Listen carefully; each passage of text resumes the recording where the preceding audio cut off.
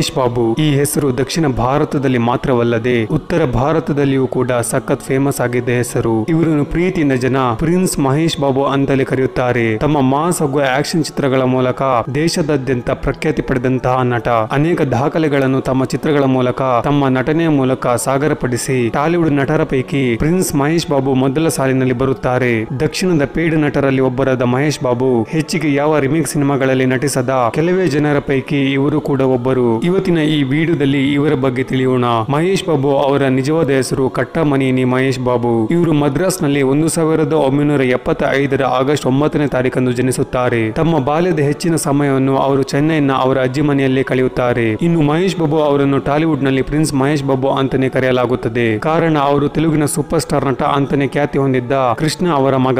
ಇದೇ ಕಾರಣಕ್ಕೆ ಅವರು ಬಾಲ್ಯದಿಂದಲೇ ಸಿನಿಮಾಗಳಲ್ಲಿ ಬಾಲ ನಟರಾಗಿ ಕಾಣಿಸಿಕೊಳ್ಳುವುದಕ್ಕೆ ಸಾಧ್ಯವಾಯಿತು. ಇವರ ತಂದೆ 350ಕ್ಕೂ ಹೆಚ್ಚಿನ ಚಿತ್ರಗಳಲ್ಲಿ ನಟಿಸಿ ನಟನೆ ಮಾತ್ರವಲ್ಲದೆ ನಿರ್ದೇಶನ ಹಾಗೂ ನಿರ್ಮಾಣಗಳಲ್ಲೂ ಕೂಡ ತೊಡಗಿಸಿಕೊಂಡಿದ್ದವರು. ಇನ್ನು ಮಹೇಶ್ ಬಾಬು ಹಿರಿಯ ನಟ ಕೃಷ್ಣ ಅವರ ಮಗನಾಗಿದ್ದರೂ ಕೂಡ ಅವರ ತಂದೆ ಈ ಬಣ್ಣದ ಹಾಗೂ ಐಷಾರಾಮಿ ಜಗತ್ತಿನಿಂದ ಮಕ್ಕಳನ್ನು ಸದಾ ದೂರವಿರಿಸುವ ಪ್ರಯತ್ನ ಮಾಡಿದ್ದರು. ಶಾಲೆಯಲ್ಲಿಯೂ ಕೂಡ ತಮ್ಮ ನಿಜ ಹೆಸರನ್ನು ಹೇಳದಿರಲು ಕೂಡ ತಾಕೀತನ್ನು ಮಾಡಿದ್ದರು. ಮಹೇಶ್ ಬಾಬು ಅವರ ಕುಟುಂಬ ತುಂಬಾ ದೊಡ್ಡದು. ಇವರಿಗೆ ಮಂಜುಳಾ ಹಾಗೂ ಪದ್ಮಾವತಿ ಎಂಬ ಹಿರಿಯ ಸಹೋದರಿಯರು ಕೂಡ ಇದ್ದಾರೆ. ಹಾಗೆ ಎಲ್ಡರ್ ಬ್ರದರ್ ರಮೇಶ್ ಬಾಬು ಹಾಗೂ ಕಿರಿಯ ಸಹೋದರಿ ದರ್ಶಿನಿ ಎಂಬುವರು ಕೂಡ ಇದ್ದಾರೆ. ಇವರ ಹಿರಿಯ ಸಹೋದರ ರಮೇಶ್ ಬಾಬು ಕೂಡ ನಟ ಹಾಗೂ ಸಿನಿಮಾ ಪ್ರೊಡ್ಯೂಸರ್ ಆಗಿದ್ದವರು. ಆದರೆ ಈಗ ಅವರು ಜೀವಂತವಾಗಿಲ್ಲ.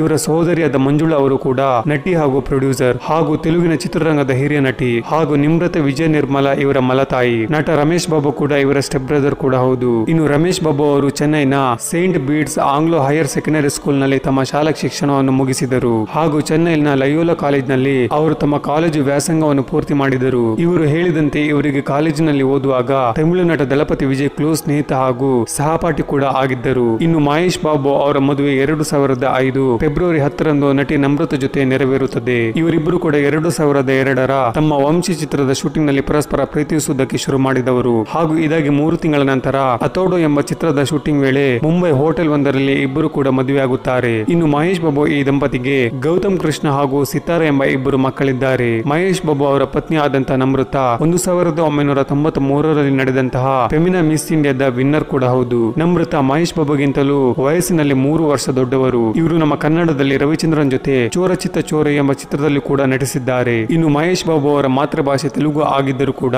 ಆರಂಭದಲ್ಲಿ ಇವರಿಗೆ ತೆಲುಗಿನಲ್ಲಿ ಓದುವುದಕ್ಕೆ ಹಾಗೂ ಬರೆಯುವುದಕ್ಕೆ ಬರುತ್ತಿರಲಿಲ್ಲ. ಇದರಿಂದಾಗಿ ಇವರು ಡೈಲಾಗ್ ಕೂಡ ಬಹಳ ಬೇಗನೆ ಮರೆತು ಹೋಗುತ್ತಿದ್ದರು. ಇದಕ್ಕೆ ಕಾರಣ ಇವರು ಚೆನ್ನೈಯಲ್ಲಿ ಓದುತ್ತಿರುವಾಗ ಇಂಗ್ಲಿಷ್ ಬಳಿಕ ತಮ್ಮ ಎರಡನೇ ಭಾಷೆಯಾಗಿ ಹಿಂದಿಯನ್ನು ಆರಿಸಿದ್ದೇ ಮುಖ್ಯ ಕಾರಣ. ಆನಂತರ ಕೂಡ ಇವರು ತೆಲುಗಿನಲ್ಲಿ ಓದುವುದನ್ನು ಹಾಗೂ ಬರೆಯುವುದನ್ನು ಕಲಿತರು. ತೆಲುಗು ಹಾಗೂ ತಮಿಳು ಭಾಷೆಗಳನ್ನು ಇವರು ಸರಾಗವಾಗಿ ಓದುತ್ತಾರೆ ಹಾಗೂ ಬರೀತಾರೆ ಕೂಡ, ಮಾತನಾಡುತ್ತಾರೆ ಕೂಡ.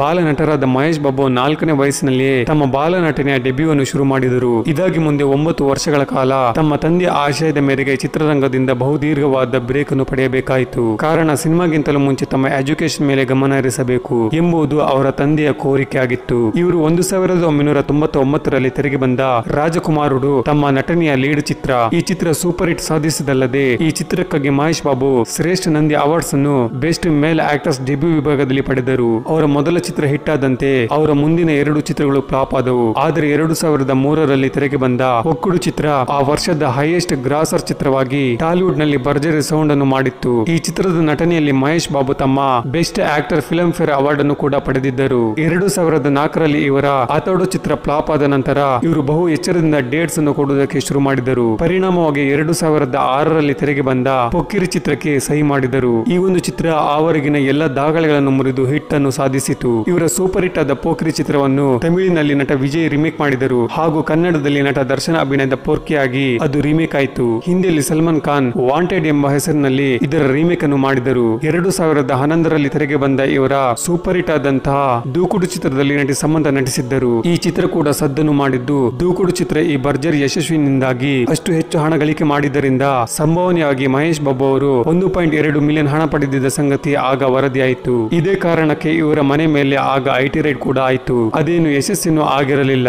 ಅಕ್ರಮಗಳಿಗೆ ಅಲ್ಲಿ ಯಾವುದೇ ಮೊತ್ತ ಸಿಗದೆ ಅಧಿಕಾರಿಗಳು ವಾಪಸ್ ಹಿಂತಿರುಗಿದ್ದರು. ಮಹೇಶ್ ಬಾಬು ಇಷ್ಟು ಹ್ಯಾಂಡ್ಸಮ್ ಹಾಗೂ ಚಾರ್ಮಿಂಗ್ಸ್ ಆಗಿದ್ದರೂ ಕೂಡ ಶರ್ಟ್ಲೆಸ್ ಅರೆಲಗ್ನ ಸೀನ್ ಮಾಡೋದಕ್ಕೆ ಅವರು ಇಷ್ಟಪಡುವುದಿಲ್ಲ. ಅನೇಕ ಚಿತ್ರಗಳಲ್ಲಿ ಇಂಥ ಪ್ರಮೇಯ ಬಂದರೂ ಕೂಡ ಅವರು ಅದನ್ನು ನಯವಾಗಿ ತಿರಸ್ಕರಿಸಿದ್ದರು. ಆದ್ರೆ ನೇನು ಅಕ್ಕಡಿನಿ ಎಂಬ ಚಿತ್ರದಲ್ಲಿ ಮಾತ್ರ ಕೆಲವೊಂದು ನಿಮಿಷಗಳ ಕಾಲ ಅವರು ಶರ್ಟ್ಲೆಸ್ ಆಗಿರುವ ಸೀನ್ ಗಳಲ್ಲಿ ನೋಡಬಹುದು. ಈ ಮಹೇಶ್ ಬಾಬು ಉತ್ತಮ ನಟ ಮಾತ್ರವಲ್ಲದೆ ಅವರೊಬ್ಬ ಮಾನವೀಯ ಮೌಲ್ಯವುಳ್ಳಂತಹ ಹೃದಯವಂತ ವ್ಯಕ್ತಿ. ಅನೇಕ ಅಂಗವಿಕಲ ಮಕ್ಕಳಿಗೆ ನೆರವಾದ ಇವರು ಬೇಕಾದಷ್ಟು ಚಾರಿಟಿಗಳಿಗೆ ಇವರು ಸಹಾಯ ಮಾಡಿದ್ದಾರೆ. ಆಂಧ್ರ ಹಾಗೂ ತೆಲಂಗಾಣದ ಬಹುತೇಕ ಗ್ರಾಮಗಳನ್ನು ದತ್ತು ತೆಗೆದುಕೊಂಡಿರುವ ಇವರು 2014ರ ನೆರೆ ಹಾವಳಿಗಾಗಿ ಸಾಕಷ್ಟು ಹಣವನ್ನು ಪರಿಹಾರವಾಗಿ ನೀಡಿ ಉದಾರತೆಯನ್ನು ಮೆರೆದಿದ್ದರು ಹಾಗೂ ತಮ್ಮ ಆದಾಯದ 30% ದಾನ ಧರ್ಮಕ್ಕಾಗಿ ಅವರು ಮೀಸಲಿಟ್ಟಿದ್ದಾರೆ. ಇಷ್ಟೆಲ್ಲ ಮಾಡಿದರೂ ಕೂಡ ತಮ್ಮ ಸಹಾಯದ ಗುಣವನ್ನು ರಹಸ್ಯಾಗಿ ಇಡುವುದಕ್ಕೆ ಅವರು ಬಯಸುತ್ತಾರೆ. 2015ರಲ್ಲಿ ಮಹೇಶ್ ಬಾಬು ಈ ಕ್ಷಣದ ಹೈಯೆಸ್ಟ್ ಪೇಯ್ಡ್ ನಟರಲ್ಲಿ ಮೊದಲ ಸ್ಥಾನವನ್ನು ಪಡೆದಿದ್ದರು. ಮಹೇಶ್ ಬಾಬು ನಟಿಸಿರುವ ಅನೇಕ ಚಿತ್ರಗಳು ಬೇರೆ ಭಾಷೆಗಳಿಗೆ ಡಬ್ ಆಗಿವೆ ಹಾಗೂ ರಿಮೇಕ್ ಕೂಡ ಆಗಿವೆ. ಆದರೆ ಸ್ವತಃ ಮಹೇಶ್ ಬಾಬು ಯಾವ ಸಿನಿಮಾದಲ್ಲೂ ಕೂಡ ರಿಮೇಕ್ ಆಗಿ ಈವರೆಗೂ ನಟಿಸಿಲ್ಲ ಹಾಗೂ ಒರಿಜಿನಲ್ ಕಥೆಗಳಿಗೆ ಮೊದಲ ಆದ್ಯತೆಯನ್ನು ನೀಡುತ್ತಾರೆ ಹಾಗೂ ಅವರು ತಮ್ಮ ಫೇವರೇಟ್ ನಟರಲ್ಲಿ ತಮ್ಮ ತಂದೆಯನ್ನು ಆಯ್ಕೆ ಮಾಡಿಕೊಳ್ಳುತ್ತಾರೆ. ಕ್ರಿಕೆಟ್ ರಲ್ಲಿ ಅವರಿಗೆ ಸಚಿನ್ ಬಹು ಇಷ್ಟದ ಆಟಗಾರ. ನಿಮ್ಮ ಜೀವನದಲ್ಲಿ ಮರೆಯಲಾಗದ ಸಂಗತಿ ಯಾವುದೆಂದು ಒಂದು ಸಂದರ್ಶನದಲ್ಲಿ ಕೇಳಿದಾಗ ಅವರು ತಮ್ಮ ಮುರಾರಿ ಚಿತ್ರದ ಫಸ್ಟ್ ಡೇ ಫಸ್ಟ್ ಶೋಗೆ ತಂದೆ ಅವರ ಜೊತೆ ಸುದರ್ಶನ ಚಿತ್ರಮಂದಿರಕ್ಕೆ ಹೋದಾಗ ಚಿತ್ರ ವೀಕ್ಷಿಸಿದ ಅವರ ತಂದೆ ಮುರಾರಿ ಚಿತ್ರ ಮುಗಿದ ಬಳಿಕ ಇವರ ಹೆಗಲ ಮೇಲೆ ಕೈ ಹಾಕಿ ಮೆಚ್ಚುಗೆ ವ್ಯಕ್ತಪಡಿಸಿದರಂತೆ. ಆಗ ಮಹೇಶ್ ಬಾಬು ಭಾವುಕರಾಗಿದ್ದರು. ಈ ಒಂದು ಕ್ಷಣ ಅವರು ಯಾವತ್ತೂ ಮರೆಯಲಾಗದು ಅಂತದ್ದು ಎಂದು ಅವರು ಹೇಳಿದ್ದರು. ಇನ್ನು ಮಹೇಶ್ ಬಾಬು ಅವರ ಪ್ರೊಡಕ್ಷನ್ ಸಂಸ್ಥೆ ಇದೆ. ಅದರ ಹೆಸರು G Mahesh Babu entertainment. Cinema ನಟನೆ ಹಾಗೂ ನಿರ್ಮಾಣದ ಹೊರತಾಗಿ ಮಹೇಶ್ ಬಾಬು ಅನೇಕ ಬ್ರಾಂಡ್ ಗಳ ಅಂಬಾಸಿಡರ್ ಆಗಿದ್ದು ಇವುಗಳಿಂದ ಕೂಡ ಅವರು ಸೂಕ್ತ ಹಾಗೂ ಗರಿಷ್ಠ ಮಟ್ಟದ ಹಣವನ್ನು ಗಳಿಸುತ್ತಾರೆ. ಇದು ಟಾಲಿವುಡ್ ಇಂಡಸ್ಟ್ರಿಯಲ್ಲಿ ಅಧಿಕ ಅಂತ ಹೇಳಲಾಗುತ್ತದೆ. ಮಹೇಶ್ ನಟಿಸಿದ ಒಟ್ಟಾರೆ ಚಿತ್ರಗಳಲ್ಲಿ ಈವರೆಗೆ ಸುಮಾರು 22 ಚಿತ್ರಗಳು ಹಿಂದಿಗೆ ಡಬ್ ಆಗಿವೆ. ಹೀಗಾಗಿ ಅವರಿಗೆ ಹಿಂದಿಲಿ ಕೂಡ ಅಸಂಖ್ಯಾತ ಅಭಿಮಾನಿಗಳು ಇದ್ದಾರೆ. ನಿಮಗೆ ಹಿಂದಿ ಸಿನಿಮಾಗಳಲ್ಲಿ ನಟಿಸುವುದಕ್ಕೆ ಇಂಟ್ರೆಸ್ಟ್ ಇದೆಯಾ ಅಂತ ಕೇಳಿದಾಗ ತೆಲುಗು ಸಿನಿಮಾಗಾಗಿ ಮಾತ್ರ ಸಿನಿಮಾ ಮಾಡುತ್ತೀನಿ, ತೆಲುಗು ಇಂಡಸ್ಟ್ರಿಯಲ್ಲಿ ಮೇಲೆ ತರುವುದನ್ನು ನನ್ನ ಉದ್ದೇಶ ಅಂತ ಹೇಳಿದರು. ಇತ್ತೀಚೆಗೆ ಇದೇ ಪ್ರಶ್ನೆಗೆ ಅವರು ನಾನು ಬಾಲಿವುಡ್ ನಲ್ಲಿ ನಟಿಸುವುದಿಲ್ಲ, ಕಾರಣ ಅವರಿಗೆ ನನ್ನನ್ನು ಮೇಂಟೈನ್ ಮಾಡುವುದಕ್ಕೆ ಆಗುವುದಿಲ್ಲ ಅಂತ ಹೇಳಿದ್ದರು. ಈ ಒಂದು ಹೇಳಿಕೆ ಎಲ್ಲ ಕಡೆ ಹಬ್ಬಿ ಸಖತ್ ವೈರಲ್ ಆಗಿತ್ತು. ಟಿವಿ ಹಾಕಿದರೆ ತೆಲುಗು ಹಾಗೂ ಹಿಂದಿಯಲ್ಲಿ ದಿನವೂ ಮಹೇಶ್ ಬಾಬು ಅವರು ನಟಿಸಿದ ಒಂದಾದರೊಂದು ಚಿತ್ರ ಪ್ರಸಾರವಾಗುತ್ತಲೇ ಇರುತ್ತದೆ. ಇವರು ಕಿರುತೆರೆಯ TRP ಕಿಂಗ್ ಅಂತಲೇ ಹೇಳಬಹುದು. 2020ರಲ್ಲಿ ಬಿಡುಗಡೆಯಾದ ಇವರ ಸರಿರೇರು ನಿಕ್ಕೆಯವರ ಚಿತ್ರವು ಕಿರುತೆರೆಯಲ್ಲಿ 23.4ರಷ್ಟು TRP ಅನ್ನು ಸಾಧಿಸಿತ್ತು. ಇದು ಈ ಹಿಂದೆ ಟಿವಿಯಲ್ಲಿ ಪ್ರಸಾರವಾಗಿದ್ದಂತಹ ಬಾಹುಬಲಿ ಚಿತ್ರದ ಸಾಧನೆ ಮುರಿದು ಹಾಕಿತ್ತು. ಇವರ ನಟನೆಯ ಸ್ಪೈಡರ್ ಚಿತ್ರ ಅಮೆರಿಕದ 1000ಕ್ಕೂ ಹೆಚ್ಚಿನ ಸ್ಕ್ರೀನ್ ಗಳಲ್ಲಿ ರಿಲೀಸ್ ಆಗಿತ್ತು. ಇದು ಅಮೆರಿಕದ ಸ್ಕ್ರೀನ್ ಗಳಲ್ಲಿ ಅತಿ ಹೆಚ್ಚು ತೆರೆ ಕಂಡಂತಹ ಬಾಹುಬಲಿ ನಂತರ ಟಾಲಿವುಡ್ 2ನೇ ಚಿತ್ರವಾಗಿದೆ. ಪ್ರಶಸ್ತಿ ವಿಚಾರಕ್ಕೆ ಬಂದರೆ ಮಹೇಶ್ ಬಾಬುಗೆ ಇಲ್ಲಿಯವರೆಗೆ 8 ನಂದಿ ಅವಾರ್ಡ್ಗಳು, 5 ಫಿಲ್ಮ್ ಫೇರ್ ಸೌತ್ ಅವಾರ್ಡ್ಗಳು, 4 ಸೌತ್ ಇಂಡಿಯನ್ ಇಂಟರ್ನ್ಯಾಷನಲ್ ಮೂವಿ ಅವಾರ್ಡ್ಗಳು, 3 ಸೈಮಾ ಅವಾರ್ಡ್ಗಳು, 1 ಐಫಾ ಉತ್ಸವ ಅವಾರ್ಡ್ ಕೂಡ ಲಭಿಸಿದೆ. ಇನ್ನು ಮಹೇಶ್ ಬಾಬು ಅವರ ಮೇಣದ ಸ್ಟ್ಯಾಚ್ಯೂ ಲಂಡನ್ ನಲ್ಲಿ ಮೊದಲ ಬಾರಿಗೆ ತಯಾರಾಗಿತ್ತು. ಇದನ್ನು 2019ರ ಮಾರ್ಚ್ ನಲ್ಲಿ ಭಾರತಕ್ಕೆ ತಂದು ಹೈದರಾಬಾದ್ ನಲ್ಲಿ ಪ್ರದರ್ಶಿಸಲಾಗಿತ್ತು. ಈ ರೀತಿಯ ಗೌರವಗಳನ್ನು ಪಡೆದ ಏಕೈಕ ಟಾಲಿವುಡ್ ನಟ ಈ ಮಹೇಶ್ ಬಾಬು. ಈಗ ಈ ಒಂದು ಸ್ಟ್ಯಾಚ್ಯೂ ಅನ್ನು ಸಿಂಗಾಪುರದ ಮ್ಯೂಸಿಯಂ ನಲ್ಲಿ ಇಟ್ಟಿದ್ದಾರೆ. ಇದಿಷ್ಟು ಪ್ರಿನ್ಸ್ ಮಹೇಶ್ ಬಾಬು ಅವರ ಬಗ್ಗೆ ತಿಳಿಸಿಕೊಡುವ ಒಂದು ಸಣ್ಣ ಪ್ರಯತ್ನ. ನಿಮಗೆ ಈ ವಿಡಿಯೋ ಇಷ್ಟವಾದರೆ ದಯವಿಟ್ಟು ಲೈಕ್ ಮಾಡಿ ಹಾಗೂ ಚಾನಲ್ಗೆ ಸಬ್ಸ್ಕ್ರೈಬ್ ಆಗಿ.